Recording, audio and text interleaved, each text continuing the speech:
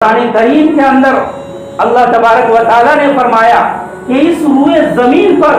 صرف ہندوستان کی بات نہیں، پوری دنیا کے اندر سب سے پہلا گھر جو اس دنیا کے اندر بنا ہے اور اس کے بعد ہی کوئی گھر اور کوئی چیز تعمیر ہوئی ہے، اور اس کے بارے میں اللہ تبارک و تعالیٰ فرماتے ہیں ان اول بیت وضع للناس للذی ببکۃ مبارک وہدی للعالمین، سب سے پہلا گھر جو اس دنیا کے اندر بنایا گیا ہے وہ جو ہے خانہ کعبہ ہے، یعنی سب سے پہلی مسجد حرام بنائی گئی۔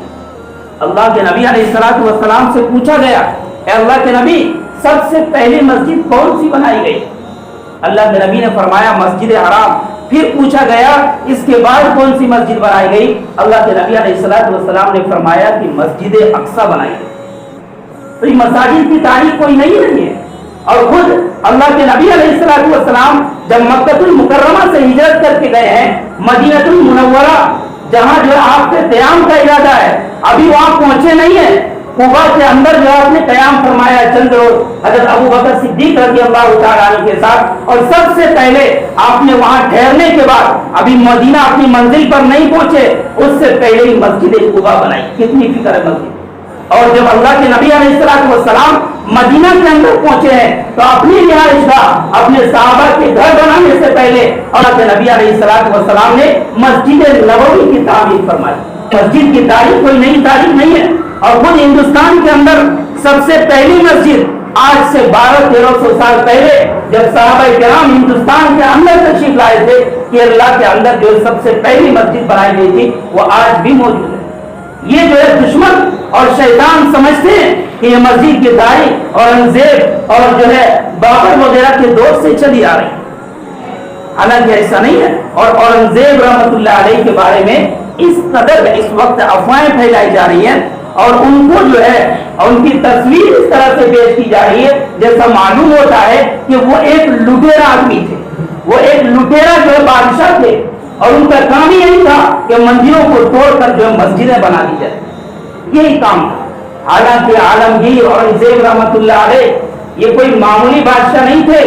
مغلیہ سلطنت کے سب سے جو ہے اہم بادشاہ تھے،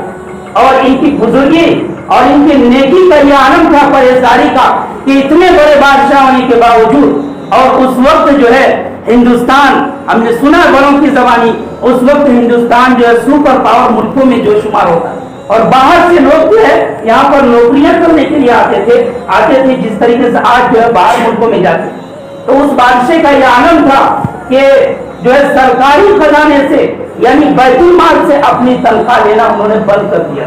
یہ ان کی پرہیزگاری تھی۔ اور ان کا گھر کیسے چلتا تھا؟ اتنے بڑا بادشاہ ہونے کے باوجود ان کا گھر ایسے چلتا تھا کہ وہ ٹوپیاں بنتے تھے اور قرآن کریم اپنے ہاتھوں سے لکھتے تھے، اور جو ان کو بیچ کر کے جو ہے اپنا گھر چلاتے تھے۔ لیکن افسوس اسی بادشاہ کے بارے میں اتنا نیک اور پرہیزگار ہونے کے باوجود یہ جو ہے دعویٰ کیا جاتا ہے، یہ کہا جاتا ہے انہوں نے جو ہے مسجد توڑ کر، اور ابھی جو مسئلہ ہے گیان واپی مسجد کو یہاں پہلے مندر تھی اور انہیں توڑ کر کے جو ہے مسجد بنائی گئی۔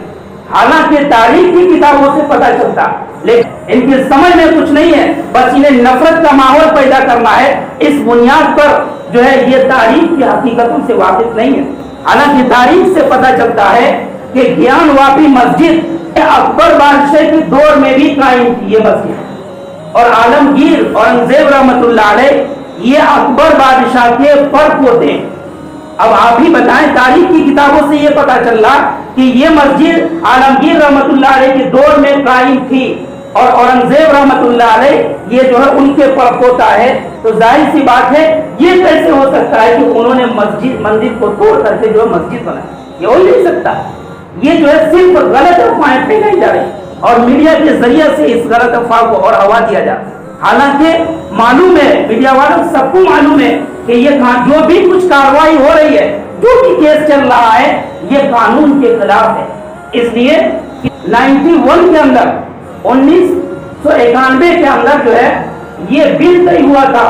اور یہ جو ہے قانون بنایا گیا تھا کہ 1947 تک جتنی بھی عبادت گاہیں ہیں، جتنی بھی مساجد ہیں، ان کو جو ہے اسی حالت میں رکھا جائے گا، انہیں دوسری چیز میں تبدیل نہیں کیا جائے گا۔ اسی قانون کے ضمن میں یہ بات بھی لکھی ہوئی تھی کہ اگر کوئی جو ہے